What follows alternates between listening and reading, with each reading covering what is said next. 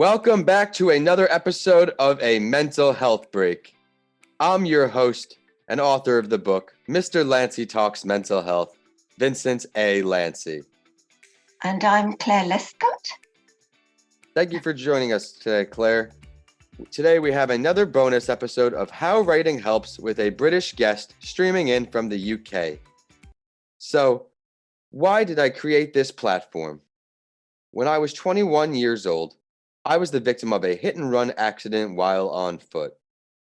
After coming out of a coma and suffering from a traumatic brain injury, or you may know of as a TBI, I soon realized it was time to put my mental health on a very high pedestal. This transformative experience has led me to create this podcast that is all things mental health. Each week, I interview different mental health professionals and advocates from around the world to share their stories relating to mental health. For this week's episode, we are launching another bonus episode of How Writing Helps. Writing is one of my favorite ways to manage my stress and take care of my mental health. There are many forms of writing we can engage in, and I will bring on writers of all forms to discuss how their writing has improved their mental health journey. This week's guest is a woman in late middle age and a graduate of Warwick University, United Kingdom. She was treated for PTSD with OCD about 4 years ago, and before that, the people she consulted didn't recognize her symptoms, and ordinary counseling had a limited effect. She has had this condition since she was a preschool child, and she has now decided to write a novel called Sensibility and PTSD, which describes as updated Austen and the Silver Linings Playbook. This book is in the final stages and is editing with the help from a member of the Indie Book Club. So allow me to now introduce Clare Liscott. Claire, thank you so much for joining the show. Inviting me. Absolutely. Would you mind introducing yourself to our listeners and previewing your story just a bit before we dive in and get going? And also, please do share your role relating to mental health. Thank you. Well, I'm married and I've got 2 grown-up children. And originally I trained as a teacher, but mainly I've taken jobs in offices. I've had quite a simple life, and I think that's been my way of coping with the situation. Simplicity can certainly do that. We have more time to focus on ourselves. But Claire, I'm excited to hear how your writing journey's affected your mental health. So let's dive into the main event.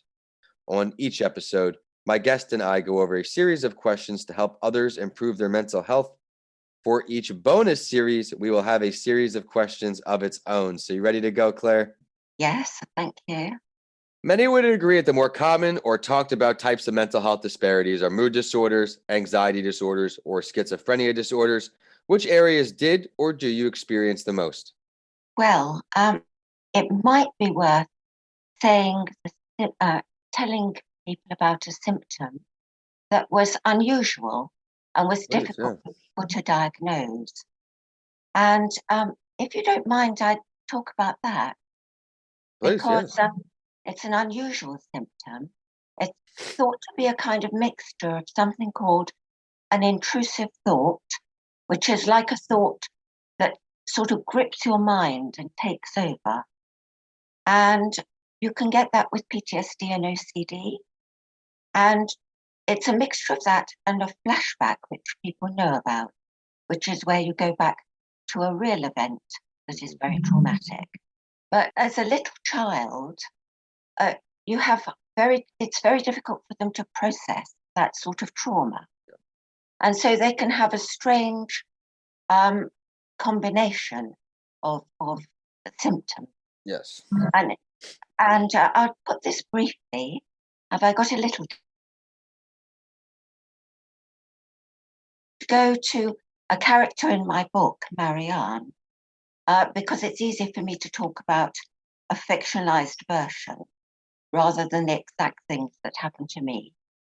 And Marianne, when she was 3.5, her mother left her with a friend. Her mother had to go into hospital for several weeks, left her with a friend. But the friend, unfortunately, had a very nasty boyfriend.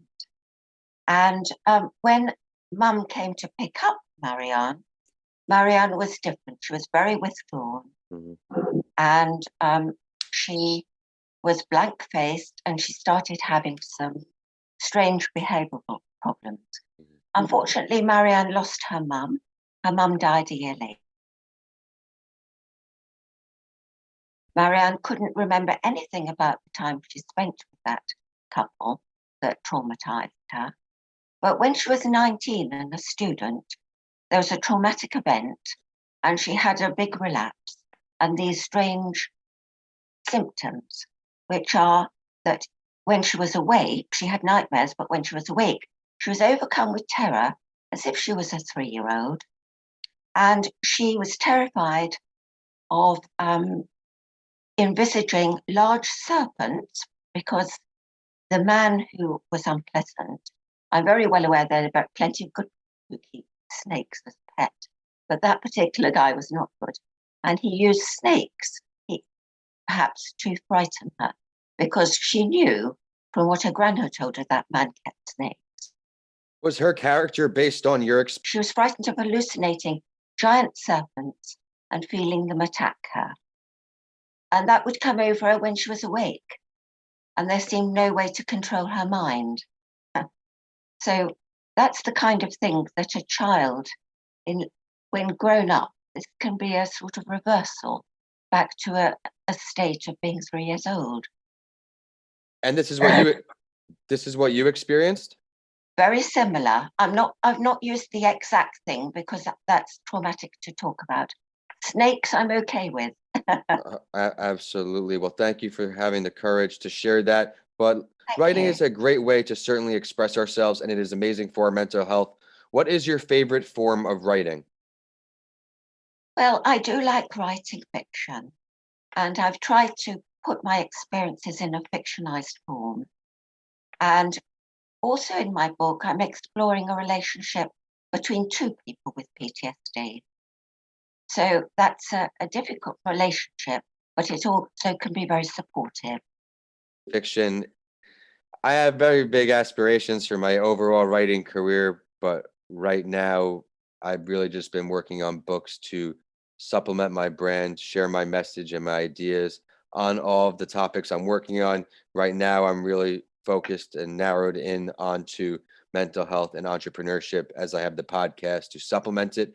But other than writing here, Claire, what are 2 things you do for your mental health on a daily or short-term basis that makes you feel mentally healthy?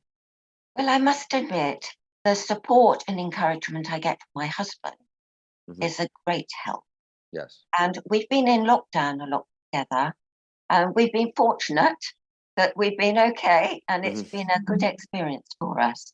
It's also been good to go into social media and to go on gradually, so I'm not overfaced with it.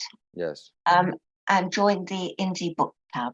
And I'd like to say thank you to the leader of the book club, Jodie Renee, for helping me edit my book. But they've been when did you join the Indie Club? Well, it was just a few months ago. I went onto Twitter and for me in my recovery to go on social media and, and recover from when I'd had therapy and to move forward from it. Absolutely. Well, Claire, what are your mental health goals for the new year for 2021? Please share that with us. Well, my mental health goals are to maintain stability and calm and to broaden my horizons.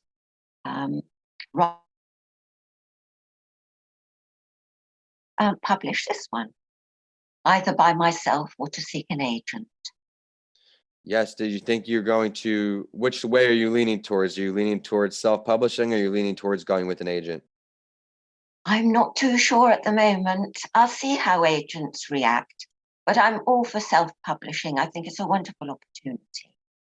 I agree. Of my work, I've done self-publishing, and I'd like to now go back to your current project, what you're working on now. Let's talk more about some of your writing endeavors, and let's finish up with what you're working on right now. Right. Well, thank you. As I was saying, I'm writing about this couple with PTSD, and Marianne has OCD as well. So they have a complicated relationship. but they support each other. And also, I'm concerned about people with undiagnosed PTSD, as I had for a long time. Mm-hmm. So I think I shall continue to write about those subjects. What's next for you after the PTSD topic? Maybe I look at the interaction of imagination with writing and with mental health issues, because these things I've been describing, they're works of imagination, the flashbacks can be. And I'm certainly looking forward to your next book and your future book. And Claire, I'd like to thank you so much for coming on to the show today. I love how you spoke from the heart, shared your journey, and through the character in your book. I think that's a very unique way to portray the experiences you had. And I think you'll have a lot of success with that because it can relate to so many others. So please keep me updated with its release. I loved your mental health goals for the new year as well. Very inspirational. It is time for the last word. And I also do this in my other podcast series because I want the listeners to really get to know all the guests I bring on. Is there something that you would like to share that we did not touch on yet today? Well, I am concerned about people who are struggling along, who are undiagnosed, because I went onto Google and I searched for people with undiagnosed PTSD long term, and the prognosis was not good. They often struggle, they may turn to drink, and that sort of thing. So, if you have friends or family or someone you know who looks as if they're struggling, you can find help on the website. For instance, there's a charity website called Mind, MIND, and there's also a website called PTSD UK. So you go onto these websites, you can get information, and you can contact people and discuss the situation if you think somebody is struggling. And it's always good to encourage people to get help. I love the final message, Claire. Thank you for sharing that. Would you now mind please taking the time to let the listeners know how they can follow your endeavors, look out for your book? Well, thank you very much for inviting me on. I've had a lovely time. Thank you. You're very welcome. And, well, I'm on Twitter and on Goodreads, and I'm there as Clare Liscott, CLARE LISCOTT, or at Liscott C on Twitter, capital L LISCOTT, capital C, that's CEE. So thank you, Vincent. You're very welcome. Be sure to check out her social media content and all of that great information because she is here to help. And it is also social media time for the show, and we're on whichever platform you like to use. We're at A Mental Health Break on LinkedIn, Facebook, and Instagram. And on Twitter, we're at Podcasts by Lanci. So you have updates from this show and that entrepreneur show. Of course, my handles on all social media and YouTube are at Vincent A. Lanci, and my website is vincentalanci.com. If you check out any of my books, DM me. I would love to hear from you. We have Mr. Lanci Talks Mental Health, Left for Dead, A Story of Redemption, and How to Transform Your Mindset When the Norm is Changed. All are on my website now. If you enjoyed today's episode, please rate the show 5 stars and continue listening by subscribing. That's all for this week, and I'll see you all on the next episode of A Mental Health Break.